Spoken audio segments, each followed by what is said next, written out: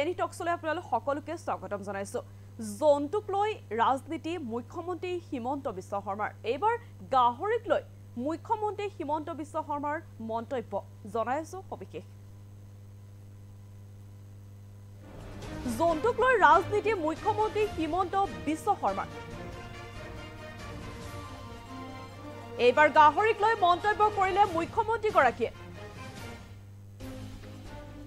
অসমৰ গাঁৱে ভূঞে সকলোৱে গাহৰি পুহিব লাগে মন্তব্য কৰিছে মুখ্যমন্ত্ৰীগৰাকীয়ে।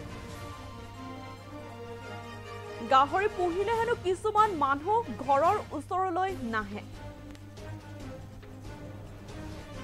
আৰু মাটি দখল কৰিবলৈও নাহে আৰু এই মন্তব্য এতিয়া মুখ্যমন্ত্ৰী হিমন্ত বিশ্ব শৰ্মা। এইবাৰ মুখ্যমন্ত্ৰী হিমন্ত বিশ্ব শৰ্মাই জন্তুক লৈ ৰাজনীতি কৰিছে। এইবাৰ গাহৰিক লৈ মন্তব্য কৰিলে মুখ্যমন্ত্ৰীগৰাকীয়ে।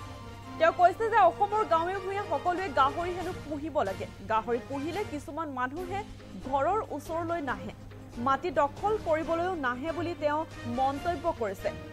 তেওঁ কৈছে যে অসমৰ যদি গাঁৱে ভূঞে সকলোৱে গাহৰি পুহে তেন্তে গাহৰি পুহিলে হেনো কিছুমান মানুহ ঘৰৰ ওচৰলৈ নাহে আৰু মাটি দখল কৰিবলৈও নাহে বুলি মন্তব্য কৰিছে মুখ্যমন্ত্ৰীগৰাকীয়ে। এবাৰ গাহৰিক লৈ এইদৰে মন্তব্য কৰিছে মুখ্যমন্ত্ৰীগৰাকীয়ে।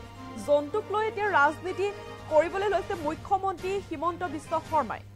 এইবাৰ গাহৰিক লৈ এনেদৰে মন্তব্য কৰিলে মুখ্যমন্ত্ৰীগৰাকীয়ে। অসমৰ গাঁৱে ভূঞে সকলোৱে গাহৰি হেনো পুহিব লাগে।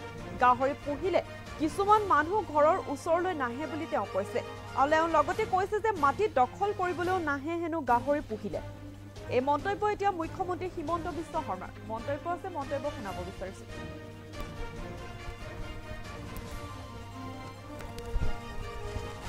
কাষত নাহে আৰু হয়নে নহয়?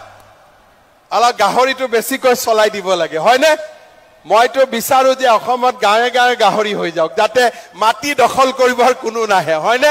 গতিকে গাহৰিটো অলপ বেছিকৈ চলাব লাগে। শ্ৰদ্ধাৰ ৰাইজ, অলপ বেছিকৈ গাহৰিও পালন কৰিব লাগে, তেতিয়া কিছুমান মানুহ ঘৰৰ কাষত নাহে আৰু হয়নে নহয়?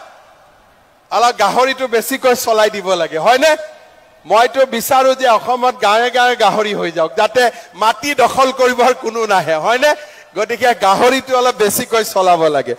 শ্ৰদ্ধাৰ ৰাইজ, অলপ বেছিকৈ গাহৰিও পালন